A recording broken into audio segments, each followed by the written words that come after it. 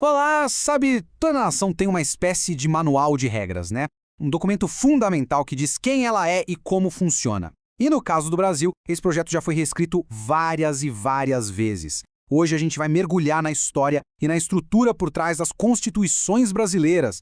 Pensa assim, se um país fosse um prédio, a Constituição seria a planta baixa. Se fosse um jogo complexo, ela seria o livro de regras oficial. É basicamente a lei suprema, aquela que organiza todo o Estado e, mais importante, garante que o jogo seja justo para todo mundo. E aqui, tá a definição mais formal. A Constituição é a espinha dorsal de um país. Ela não só cria os poderes que a gente conhece, o executivo, o legislativo e o judiciário, mas também, e isso é crucial, ela limita esses mesmos poderes para proteger os nossos direitos. Ok, então vamos lá. Para a gente entender de verdade o que tem dentro de uma Constituição, a gente precisa olhar para ela de duas maneiras diferentes. É como se a gente tivesse duas lentes especiais para analisar o mesmo documento. Olha que interessante essa distinção entre o que e o como. No sentido material, o que faz uma regra ser constitucional é o conteúdo dela. Ou seja, ela está ali para organizar o Estado ou para definir direitos essenciais. Já no sentido formal, o que importa é a forma como ela foi criada, por um processo super especial, bem mais difícil do que o de uma lei comum. E assim como existem plantas diferentes para casas, prédios ou pontes, também existem vários tipos de constituições. E o jeito como a gente classifica cada uma delas, na verdade, nos conta muita coisa sobre a história e a política de uma nação. Bom, a primeira grande diferença está na origem. De um lado, a gente tem a Constituição promulgada, que nasce da vontade do povo por meio de representantes eleitos. É a base da democracia.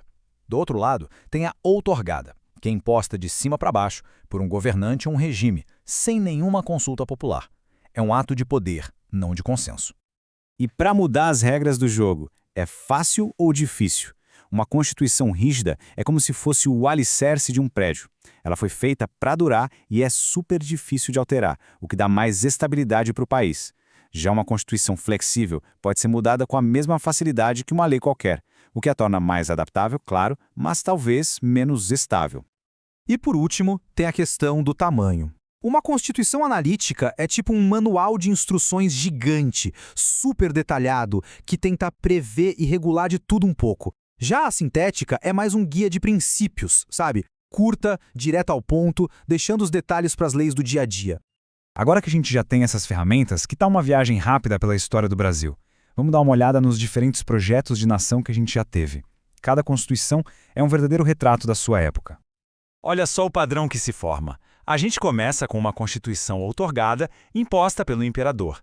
Aí a República chega e traz uma promulgada, mais democrática. Mas a história tem seus altos e baixos, né? Tivemos outra outorgada, bem autoritária, com Vargas, depois um respiro democrático e aí o período do regime militar.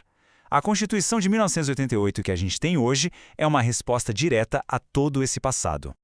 E essa frase resume tudo de forma brilhante. A história das nossas constituições é, no fundo, a história de uma busca do Brasil pela própria identidade. Um cabo de guerra constante entre a imposição do poder e o desejo de participação popular. Isso nos traz para os dias de hoje, para o nosso projeto atual, a Constituição de 1988. Ela ganhou o apelido de Constituição Cidadã e foi um marco gigantesco na redemocratização do Brasil. É uma das mais detalhadas do mundo. Vamos ver como ela se encaixa naquelas classificações que a gente aprendeu. Então, vamos lá. Primeiro, ela é promulgada, ou seja, feita por representantes eleitos. Ela é analítica, bem longa e detalhada. E é rígida, para se proteger de mudanças feitas no calor do momento. Mas talvez o ponto mais importante é que ela é social. Isso quer dizer que ela não só limita o Estado, mas o obriga a agir para garantir direitos básicos como saúde, educação e previdência para todos. E para amarrar tudo, essa citação do jurista Pedro Lenza é perfeita. Ela resume toda a complexidade do nosso projeto de nação atual.